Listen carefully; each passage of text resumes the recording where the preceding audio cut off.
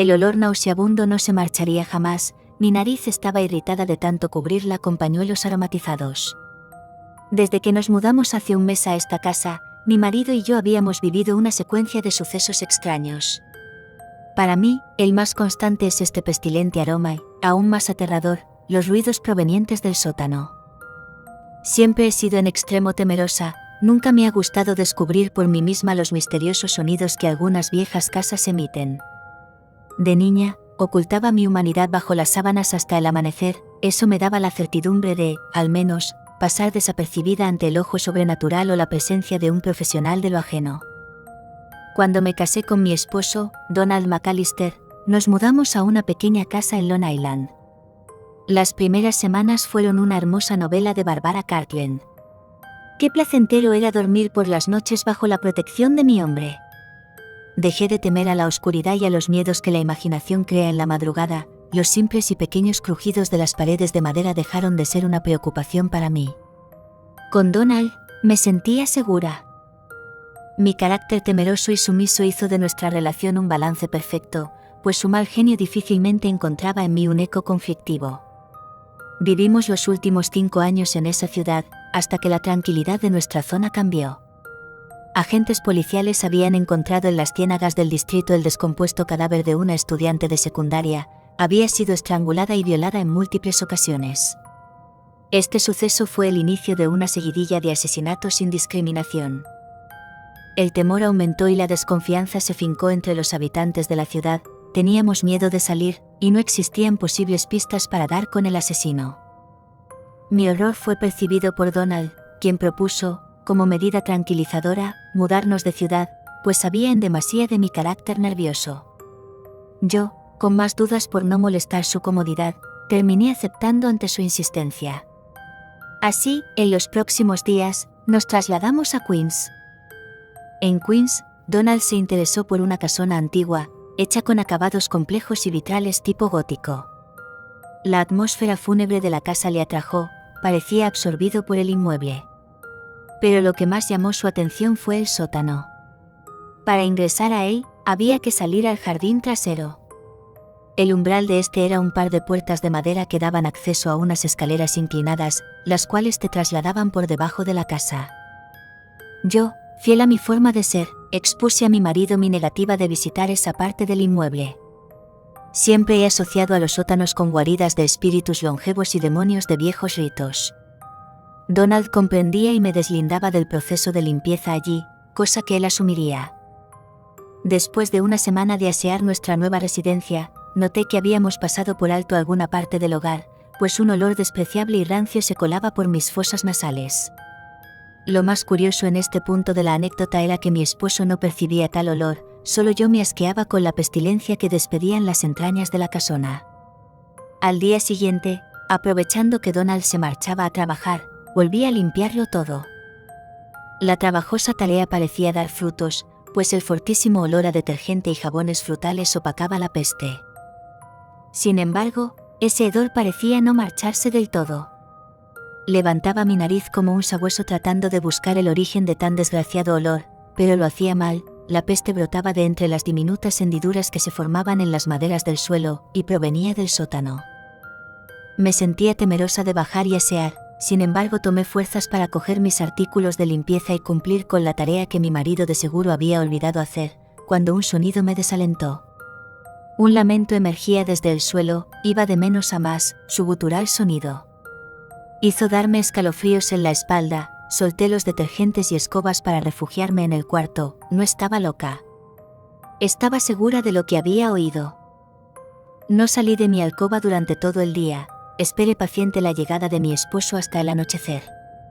A su arribo, él me encontraba sentada y temblando sobre la cama. Le expliqué lo sucedido, y decidió echar un vistazo. Le pedí que no fuera, que era peligroso, pero él estaba determinado, siempre escéptico de las causas sobrenaturales. Decidió salir de la casa y bajar al sótano. Mientras Donald regresaba, yo rezaba para que todo estuviera bien. Mis temores de que algo oculto se resguardase ahí me ponían inquieta. Mi marido ya había tardado y me devoraba la ansiedad. Cuando a punto estuve de poner un pie fuera de la cama, él regresó de entre las sombras. Me pedía calma, me explicaba que no había nada extraño, el olor no lo percibió, pero me prometía que revisaría las tuberías que sobresalen de las paredes del sótano. Tal vez alguna rata muerta se alojaba ahí. Del lamento, no volvimos a hablar. Serían mis nervios. La peste desapareció a los días siguientes, me sentía en calma nuevamente. Las noticias lejanas de los asesinatos de Long Island se iban difuminando y me desconectaba de cualquier nota roja en los medios locales. Todo volvía a la normalidad. Hasta hoy. La peste me despertó esta noche. El olor a sudor agrio y cloaca me sustraía violentamente de mis sueños, me llevaba las manos a la boca y daba amagos de vómito. Cubría mi nariz con un pañuelo que siempre cargaba para mis alergias y volteaba a ver a Donald.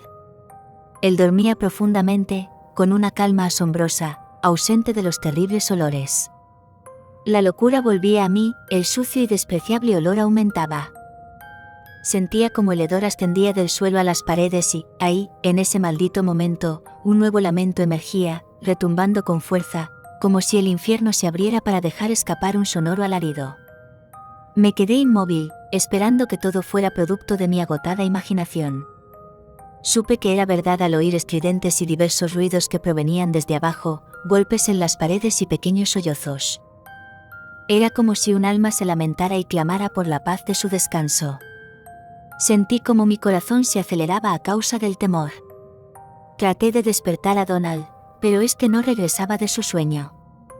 Mientras el olor y los ruidos se intensificaban, mis nervios se crisparon al escuchar ruidos fortísimos, un golpeteo intenso sobre las puertas del sótano.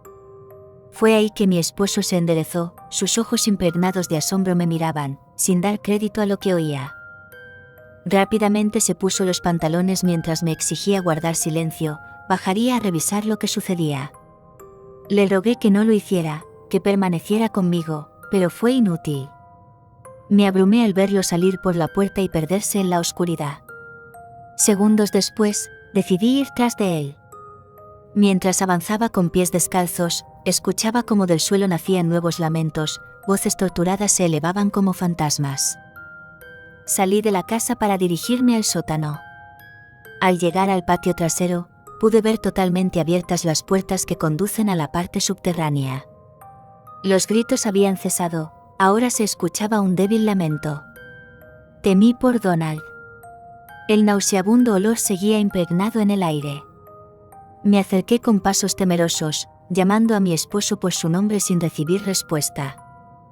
Una vez parada sobre la entrada, dudé en bajar, pisaba desconfiadamente los escalones de concreto, los sentía fríos bajo las desnudas plantas de mis pies. Pisaba una sustancia líquida y espesa sin poder atinar a decir qué era.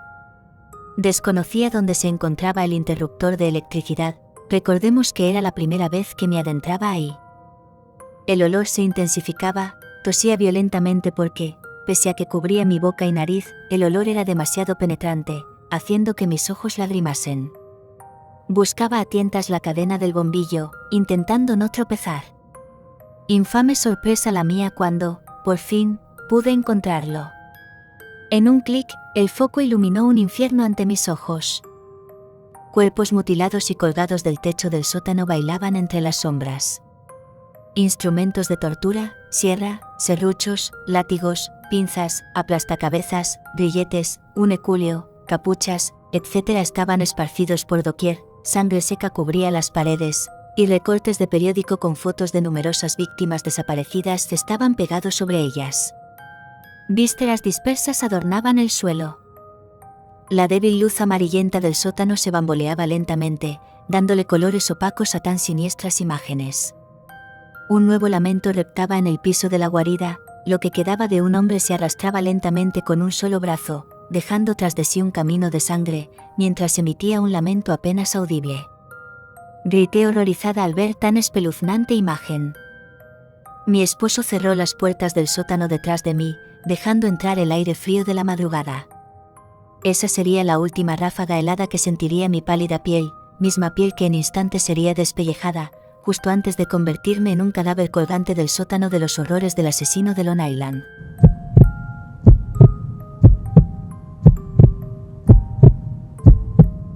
A veces, Los niños solitarios y con problemas de adaptación tienden a inventar amigos imaginarios, o tal vez, espíritus malignos se aprovechan de su soledad para perturbarlos con pensamientos y visiones tenebrosas.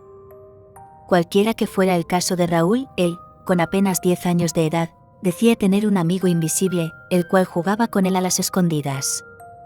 Antes de continuar relatándoles sobre esta situación, debo decirles que Raúl vive con su madre y su pequeña hermanita de 6 años. Como es ya casi normal, por desgracia, los padres ya no están con sus familias. Volviendo a Raúl y su amigo, al principio era algo muy divertido. Raúl escuchaba una vocecita que le invitaba a esconderse antes de que el conteo llegara a 10. Así, esta especie de susurro decía: 1, 2, 3, 4, 5, 6, 7, 8, 9, 10. Al finalizar el conteo, Raúl ya debería estar escondido. Luego, lo único que él podía ver era como una pequeña sombra que deambulaba buscándolo.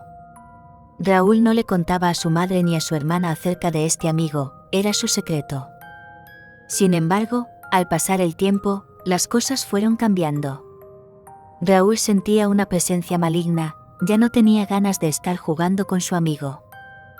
Cuando escuchaba el conteo, no corría a esconderse y decía que no tenía ganas de jugar, pues ya estaba asustado. Esto enfurecía a su amigo, y Raúl amanecía con arañazos, golpes e incluso mordiscos en el brazo. Su madre se percató de lo que pasaba y le preguntó qué sucedía. A lo que Raúl le confesó sobre este amigo. Su madre decidió instalar cámaras de seguridad en la casa para ver qué le estaba haciendo daño a su hijo de noche y, además, verificar por qué sentía que en las noches alguien caminaba por la casa mientras todos dormían. Las cosas se fueron poniendo peor.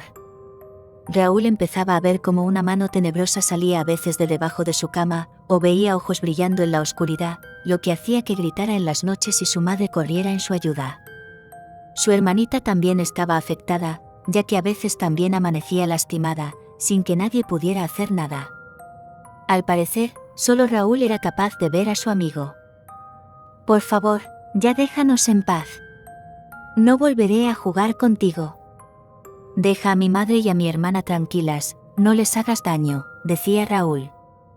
Sin embargo, cada vez que se escuchaba el conteo, algo malo sucedía. 1, 2, 3, 4, 5, 6. Esa era la señal que solo podía escuchar él y que indicaba que él o su familia iban a salir heridos. Una noche, todos dormían, pero Raúl despertó repentinamente y vio una figura negra parada en la puerta de su habitación. Sintió un gran temor, pero no podía mover un músculo. Solo vio cómo la figura se dirigía lentamente a la habitación de su hermanita. Luego escuchó el conteo del 1 al 10, y se le heló la sangre al ver cómo esta siniestra figura atacaba a su hermana, sin poder ayudarla. Luego se dirigió al cuarto de su madre, volvió a contar y asesinó a su madre. Raúl solo pudo escuchar los gritos de ella al decir: «Por favor, no lo hagas». La sombra se acercó a Raúl, que estaba petrificado, y lo cubrió con oscuridad. Al día siguiente, la policía, al entrar a la casa, encontró los cadáveres de la madre y la hermanita de Raúl. Estaban mutilados, y algo muy perturbador era que tenían escritos en sus cuerpos los números del 1 al 10, hechos con un cuchillo. Por más que buscaron a Raúl, no estaba por ninguna parte, había desaparecido. Así que tomaron las grabaciones de las cámaras de seguridad de la casa y localizaron al padre, ya que era el único familiar que quedaba. Al llegar el padre a la estación de policía, visiblemente afectado por la muerte de su exesposa e hija y la desaparición de su hijo, fue citado para ver lo que estaba en las grabaciones. Para el asombro, o el terror de todos, en ella se veía a Raúl entrando a la habitación de su hermanita, contar hasta 10 y asesinarla con un cuchillo. Luego, escribió los números en su cuerpecito. Sus movimientos parecían extraños, pero definitivamente era él. Luego fue donde su madre, y se escuchaba como ella le decía: «Por favor, no lo hagas», y luego fue asesinada. Raúl se quedó parado por más de 20 minutos mirando el cadáver de su madre y salió de la casa sin rumbo aparente. El padre, impactado, Comprendió que su hijo tenía problemas mentales, tal vez algún trauma. Dejando caer algunas lágrimas, solo le quedó regresar a su casa y esperar que la policía encontrara a su perturbado hijo. Esa noche, estando el padre en su habitación, no era capaz de conciliar el sueño. No podía sacar de su cabeza la imagen de su hijo contando hasta 10 y asesinando a su familia, como si fuera un juego. Sin embargo, algo distrajo su dolor al escuchar unos pasos en la oscuridad, acercándose a su habitación. La alegría lo invadió por un momento al ver que era Raúl, su hijo perdido. «Dios mío, Raúl, hijo, ¿dónde estabas? ¿Qué fue lo que sucedió? No te asustes, hijo, ven, yo te cuidaré».